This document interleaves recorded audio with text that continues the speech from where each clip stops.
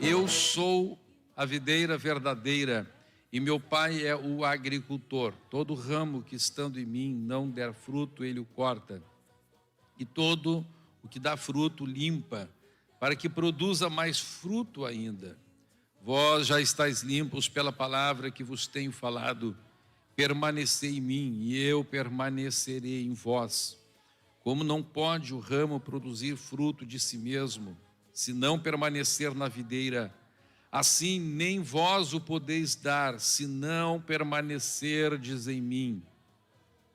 Eu sou a videira, vós os ramos. Quem permanece em mim e eu nele, esse dá muito fruto, porque sem mim nada podeis fazer. Se alguém não permanecer em mim, será lançado fora à semelhança do ramo e secará. E o apanham, lançam no fogo e o queimam. Se permanecerdes em mim e as minhas palavras permanecerem em vós, pedireis o que quiserdes e vos será feito. Verso 16. Não fostes vós os que me escolhestes a mim, pelo contrário, eu vos escolhi a vós outros, e vos designei para que vades e deis fruto, e o vosso fruto permaneça, a fim de que tudo quanto pedirdes ao Pai em meu nome, Ele vô-lo conceda. E que o povo de Deus diga glória a Deus. Ainda abra sua Bíblia em Romanos, no capítulo 1. Glórias ao nome do Senhor Jesus Cristo. Glórias ao nome do Senhor Jesus Cristo. Glória ao nome do Senhor Jesus Cristo. Glórias ao nome de Jesus Cristo. Romanos capítulo 1, versículo 18. A ira de Deus se revela do céu contra toda impiedade e perversão dos homens, que detêm a verdade pela injustiça. Porquanto que de Deus se pode conhecer é manifesto entre eles, porque Deus lhes manifestou. Porque os atributos invisíveis de Deus, assim o seu eterno poder, como também a sua própria divindade, claramente se reconhecem desde o princípio do mundo, sendo percebidos por meio das coisas que foram criadas. Tais homens são, por isso, indesculpáveis, porquanto, tendo conhecimento de Deus, não o glorificaram como Deus, nem lhe deram graças. Amém. Glória a Deus. Podemos nos assentar, meus amados irmãos.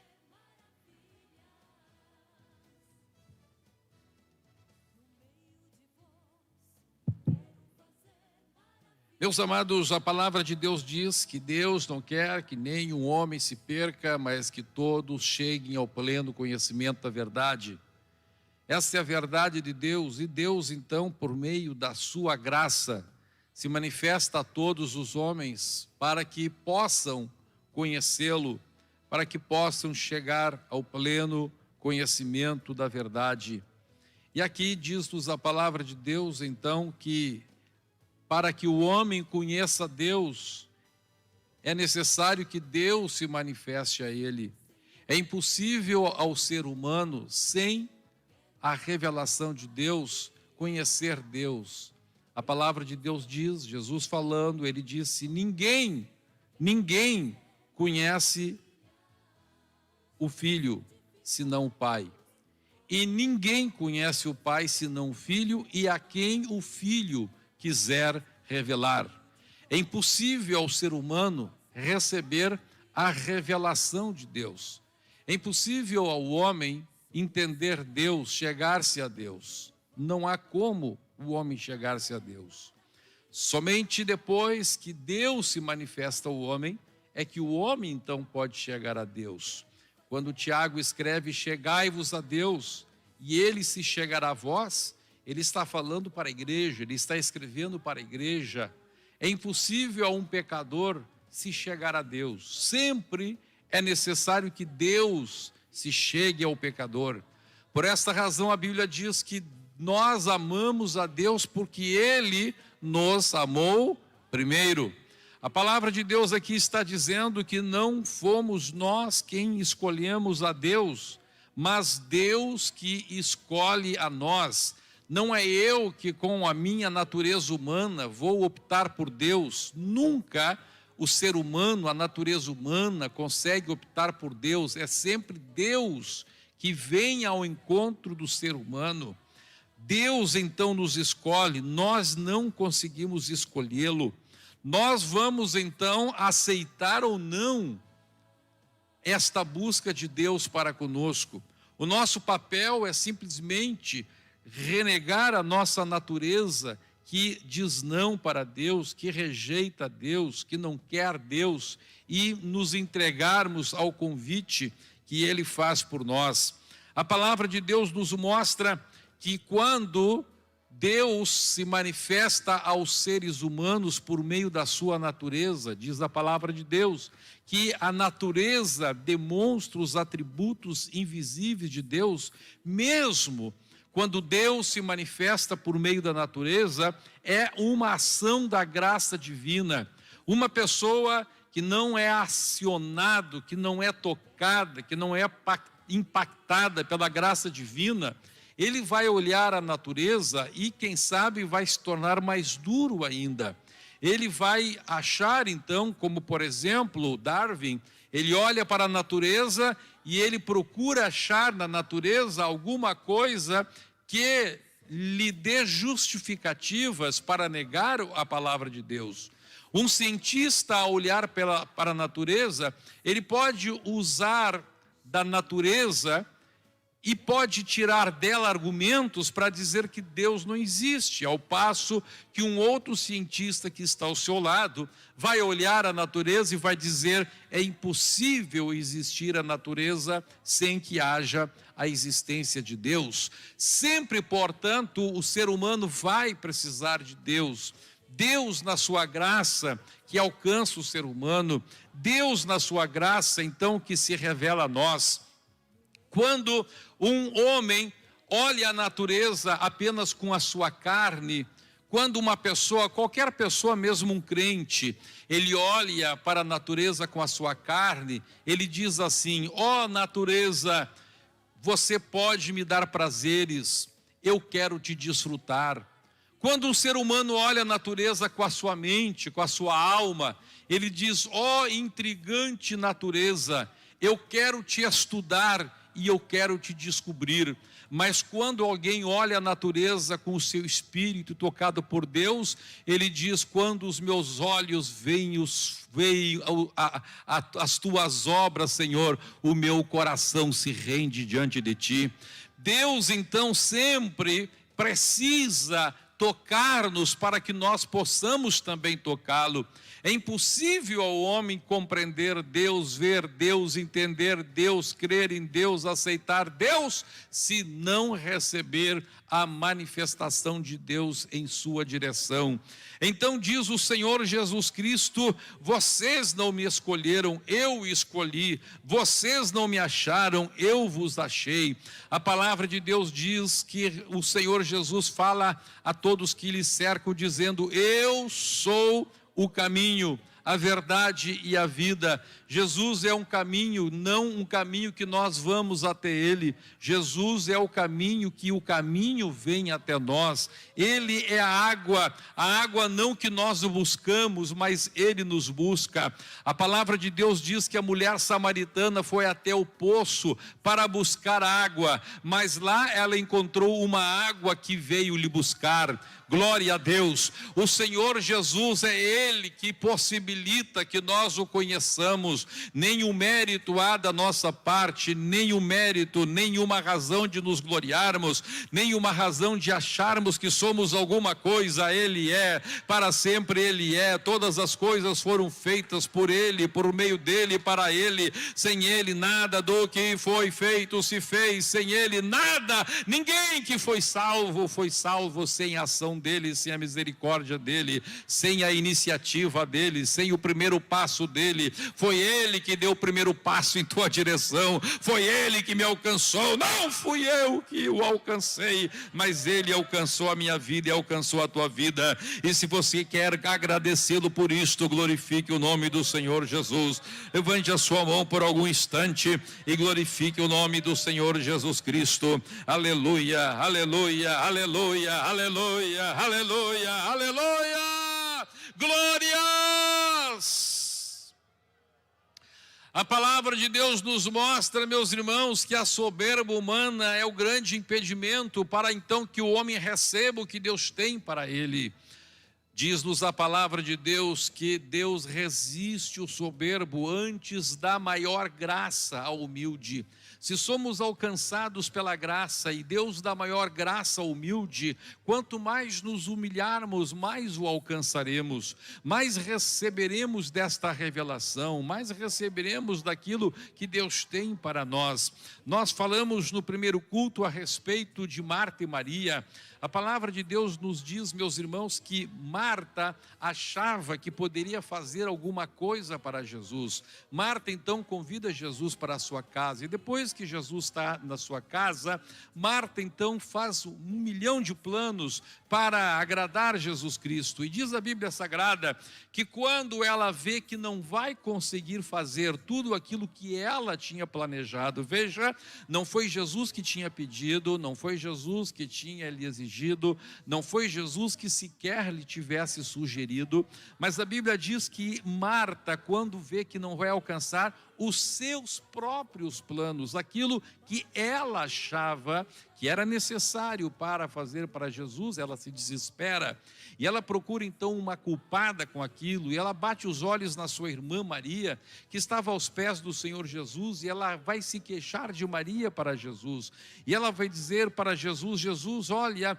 o Senhor não está vendo que eu estou fazendo tanta coisa e Maria, minha irmã, não está fazendo nada? Maria está aí aos teus pés. Jesus olha para Marta, e Jesus diz: Marta, Marta, por que tu te preocupas? Por que tu te inquietas? Por que tu estás fazendo assim, tão agitada? A palavra de Deus diz que ela estava estressada, agitada, angustiada, inquieta, porque ela queria fazer não o que Deus queria que ela fizesse, mas o que ela pensava que Deus queria que ela fizesse, o que ela pensava que era necessário fazer. Jesus olha para ela e diz: Marta, pouca coisa é necessária, pouca coisa é necessária. E aí Jesus para um pouquinho, Jesus diz: olha, na verdade não é pouca coisa que é necessária, na verdade uma coisa só é necessária. É o que Maria escolheu. Maria escolheu a melhor parte. Maria estava diante do Senhor Jesus. Será que Jesus não quereria ser servido por ela? Sim, claro que sim. Mas quando Jesus quisesse, quando chegasse o momento, Jesus diria para Marta: Marta, agora chegou a hora de fazer um café. Marta, agora chegou a hora do chá. Marta, tu pode me alcançar agora um pão? Marta, olha, Marta, chegou a hora de nós descansarmos. Será que a gente pode preparar algum lugar, alguma coisa para a gente dormir?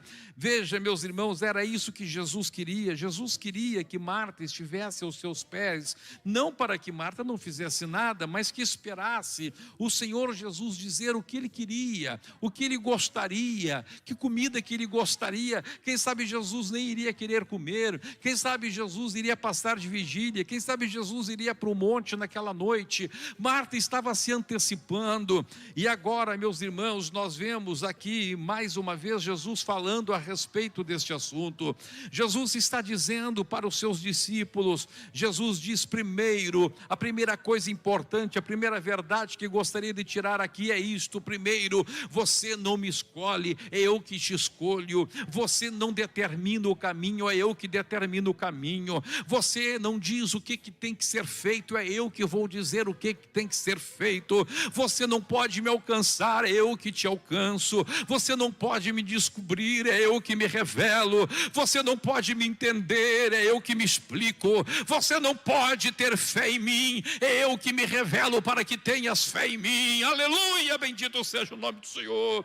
A segunda coisa, então, o Senhor Jesus diz: eu sou a videira, eu sou a videira e o meu Pai é o agricultor. Agora Jesus fala também de uma dependência entre ele, Cristo, o homem, e o Pai, Deus. E agora Jesus diz: eu estou aqui então não porque eu me plantei, não porque eu me autoplantei, alguém me plantou, alguém me enviou, alguém me comissionou, alguém me disse vá, e eu estou aqui submetido ao Pai. E agora Jesus olha para os seus discípulos e diz: eu então agora sou esta videira verdadeira, e vocês o que são? Vocês são ramos, vocês são meramente ramos. Assim como eu dependo do Pai, vocês dependem de mim. Assim como eu estou no Pai, vocês têm que estar em mim. E agora Jesus começa a falar alguma coisa semelhante àquilo que ele falou para Marta e Maria.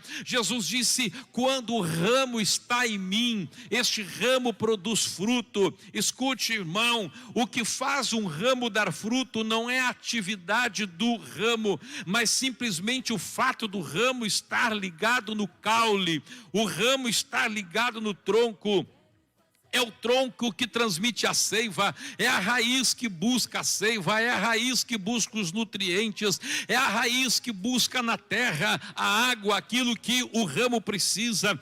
E quando o ramo está em Jesus, quando o ramo está na árvore, quando o ramo está na videira, ele automaticamente vai começar a produzir frutos. Agora, quando diz a palavra de Deus, mesmo o ramo estando em Jesus, mesmo o ramo estando na videira, mesmo o ramo estando ligado à videira, ele não dá fruto, é porque alguma coisa está errada, algum problema aconteceu. Este ramo vai ser cortado, este ramo vai ser tirado. Jesus está dizendo então: vocês têm que estar em mim, e vocês têm que então permanecer em mim, vocês têm que depender de mim. Se vocês não dependerem de mim, não vão dar frutos. Se não dependerem de mim, não produzirão o que lhe cabe produzir, e vocês vão ser cortados. É então aqui uma opção de nós, ou estarmos ligados nele,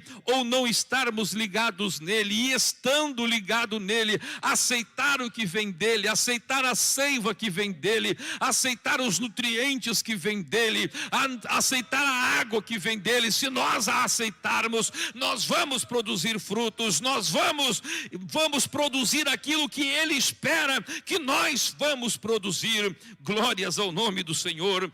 E o Senhor Jesus continua dizendo: como não pode o ramo produzir fruto de si mesmo, se não permanecer na videira, assim vocês não vão poder dar este fruto, se vocês não permanecerem em mim.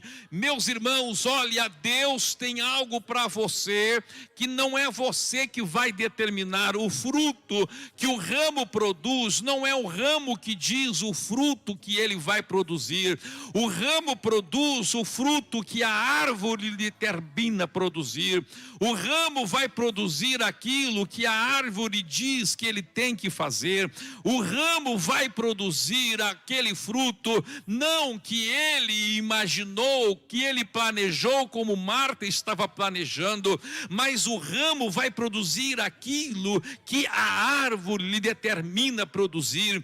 Ele tem que ficar ali na dependência da árvore, ele tem que ficar na espera da árvore, ele tem que abrir mão dos seus planos, dos seus projetos, e dizer: árvore, eu estou aqui para produzir os frutos que te aprazem. Eu estou aqui, árvore, para fazer aquilo que tu queres que eu faça. Eu estou aqui, árvore, para produzir aquilo que te esperam, que esperam de ti, que o agricultor espera de ti. Oh, bendito seja o nome do Senhor. Meus amados irmãos, infelizmente o que está acontecendo nos nossos dias, no meio da cristandade, no meio do cristianismo, é que cada um quer produzir o seu tipo de fruto, cada ramo quer produzir o seu tipo de fruto. Existe até uma teologia que diz o seguinte, que todos os tipos de igreja são necessários, e aí então cada igreja vai ser usada de um jeito.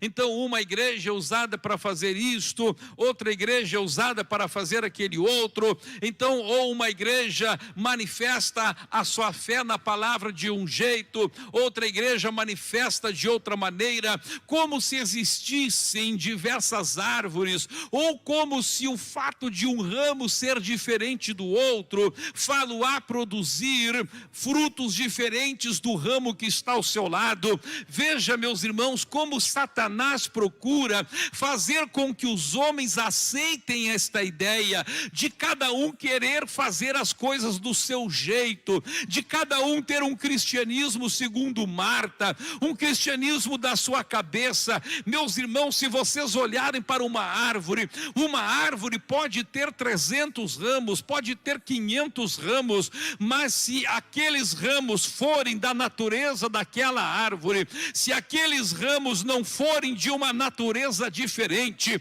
eles vão todos produzir a mesma coisa. Eles vão produzir maçã se for uma macieira, eles vão produzir laranja se for uma laranjeira. Aleluia! Agora, se tiver um outro ramo que não é daquela árvore, então diz a palavra, ele vai ser cortado, ele vai ser jogado fora. Deus não admite ramos diferentes produzindo frutos diferentes. Nós todos temos que produzir o mesmo tipo de fruto.